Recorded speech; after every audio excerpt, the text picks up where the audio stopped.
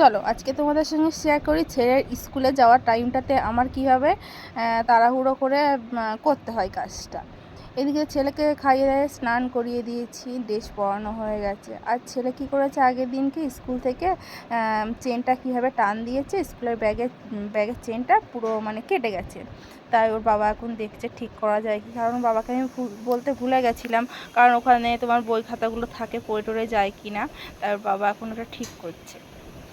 আর ওই যে দেখেছো, এই জায়গায় চুপ করে বসলে হয়, মানে এদিক ওদিক ঘুরে যাবে আর আমাকে এরমভাবে কাজ করে যেতে হবে, কারণ বাবা যেটা ঠিক করছে ও বারবার হাত দিচ্ছে, এই করছে সেই করছে, মানে এটাই করে আমার বাবিনের কাজ হচ্ছে এটাই।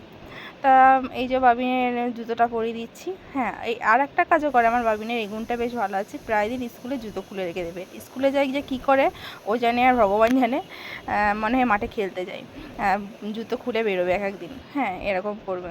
আর আজকের ওয়েদারটা পুরো যেন মেঘলা মেঘলা হয়ে আছে, কিন্তু গুমোট মার্কা গরম আছে, আর পুরো আকাশটা মেঘলা মেঘলা হয়ে আছে। আর দেখো ফাইনালি তোমার দাদাভাই কাজ কমপ্লিট করে ফেললো, চেনটা ঠিক করে ফেললো।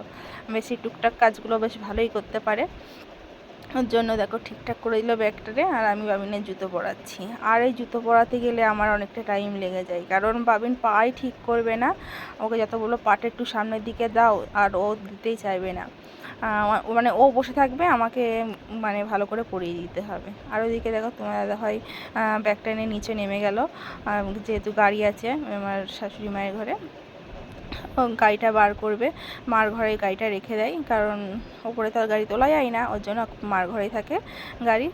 তোমার দাদাভাই বললো যে বাবিনকে তুমি আসো, আমি তোর গাড়িটা বার করি। আর বাবিনের রুমালটা বাবিনের ব্যাগে দেবো কি ভুলে গেছি, কারণ রুমাল না দিলে না ওই নোংরা হাত ধোয়ে মানে জামার মধ্যে মোছে টোছে এটা করে, ওই জন্য রুমাল দিয়ে দিই একটা, ওই জন্য জামার পকেটের মধ্যে দিয়ে দিলাম, বললাম পাপাকে বলবা ব্যাগের মধ্যে ভরে দিতে। আর ওই সামনের বাড়ির ছেলেগুলো দৌড়ে দৌড়ে খেলা করছে, তার পাপাকে বলছে পাপা দেখো আমি দাঁড়িয়েছিলাম, ওরা দৌড়াচ্ছিল আর আমার হাতে লেগেছে। এই যে চললো স্কুলে। এরপর আর কি চলে আসবো রান্না করতে, এর জন্য সব কিছু দেখো গুছিয়ে গাছিয়ে রেডি করে নিচ্ছি। চলো এবার ঘরে বিছনাটা গুছাবো, কারণ বাবিন থাকলে পারে মানে বালিশ টালিশগুলো ঠিকঠাকভাবে রাখলে পারে ও মানে নষ্ট করে দেয়, মানে ফোন দেখা শুয়ে শুয়ে এখানকার জিনিস ওখানকার জিনিস ওখানে ছড়িয়ে ছিটিয়ে রেখে দেয়। তেমনই অতটা বিছনা গোছাই না আমি ঘুম থেকে ওঠার সাথে সাথে, কারণ বাবিন একটু লেটে ওঠে, ওর জন্য পরে ও স্কুলে চলে যায়, তারপরে আমি পরিষ্কার করে গুছিয়ে গাছিয়ে রেখে দিই। তাহলে পরে কি জিনিসটা ভালো থাকে।